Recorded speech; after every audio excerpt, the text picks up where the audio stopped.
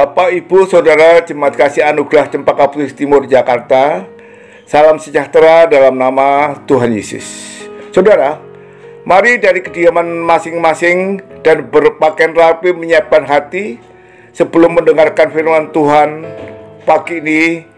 Mari kita berdoa. Allah Bapa yang kami panggil dalam nama Tuhan Yesus, hari ini Minggu tanggal 14 Februari 2021, umat-Mu kasih anugerah baik yang berada di Jakarta maupun berada di luar pulau.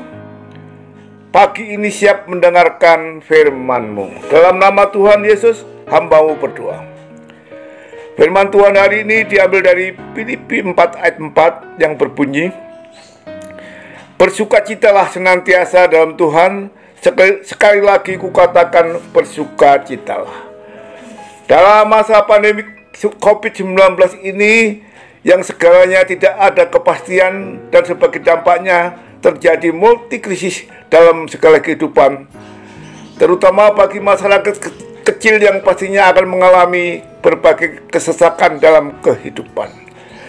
Hati yang sesak akan nampak dari sikap dan penampilan seseorang, misalnya sedih, takut, khawatir, mengeluh, menangis, atau meratap di dalam hati, seolah tidak ada lagi harapan bagi masa depan dirinya atau keluarganya. Banyak yang mengalami stres, depresi, dan mengambil jalan pintas yang mengakhiri hidupnya, dan ada yang melakukan suatu pekerjaan yang dapat merugikan orang lain dengan berbuat kejahatan yang nyata jahat atau kejahatan yang terselubung. Kejahatan yang nyata misalnya mencuri, membegal, mengudel di swalayan, sedangkan kejahatan terselubung dengan menipu dengan cara arisan atau travel. Dalam sikon demikian, dapatkah kehidupan bersukacita seperti yang dinasihatkan oleh Rasul Paulus kepada jemaat Filipi? Bersukacita senantiasa artinya tetap bersukacita dalam suka maupun duka, dalam untung maupun malang, dalam kelebihan maupun kekurangan. Banyak orang yang tidak dapat bersukacita karena memikirkan apa yang akan diberikan kepada keluarga dalam hal makan dan minum mereka demi melanjutkan hidupnya. Bagi kehidupan yang di luar kita, memang yang dipikirkan hanyalah hal-hal yang duniawi dan jasmani belaka, bukan hal-hal yang rohani. Bagi orang percaya, anak-anak Tuhan, Rasul Paulus dengan hikmat dari Roh Kudus mengatakan bahwa kerajaan Allah bukanlah soal makanan dan minuman, tetapi soal kebenaran, damai sejahtera, dan sukacita oleh Roh Kudus. Roma 14 ayat 17. Kehidupan kita jangan fokus kepada hal-hal jasmani, makan dan minum. Lihatlah, burung-burung di udara yang tidak menabur dan menanam tetapi dipelihara oleh Tuhan. Tidak ada yang mati kelaparan, juga binatang yang ada di hutan tetap dipelihara dan diberi makan oleh Tuhan. Firman Tuhan ingatkan kita, tetapi carilah dahulu kerajaan Allah. Dalam Matius 6 ayat 33, Tuhan Yesus menegaskan bahwa orang percaya yang seharusnya menjadi prioritas utama dalam hidupnya adalah mencari kerajaan Allah. Mencari kerajaan Allah dan kebenarannya yang dinasihatkan dalam Injil Matius, artinya mencari kehendaknya, mengikuti jalan-jalannya, mentaati setiap ketetapan, peraturan, dan hukum-hukumnya. Kita melakukan semua kebenaran dalam hidup kita dan menyadari bahwa kita tidak akan bisa hidup tanpa kebenaran firman Tuhan.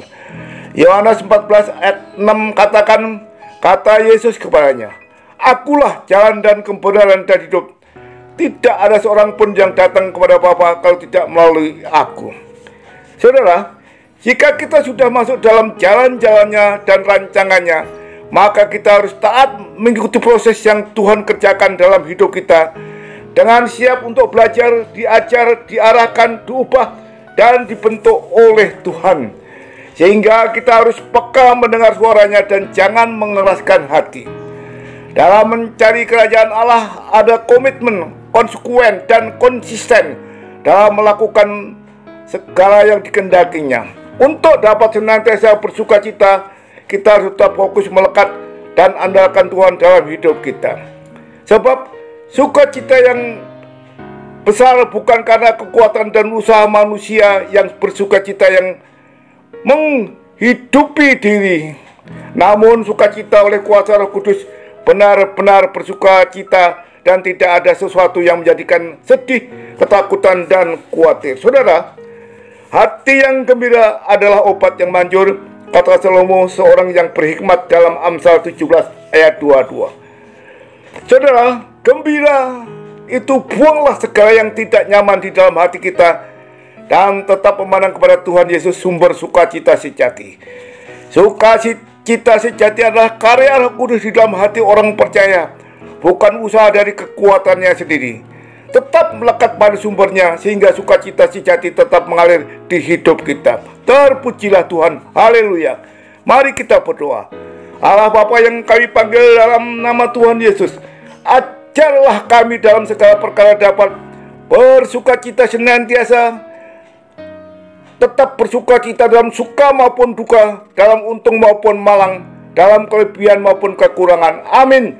Tuhan Yesus memberkati. Salam sehat.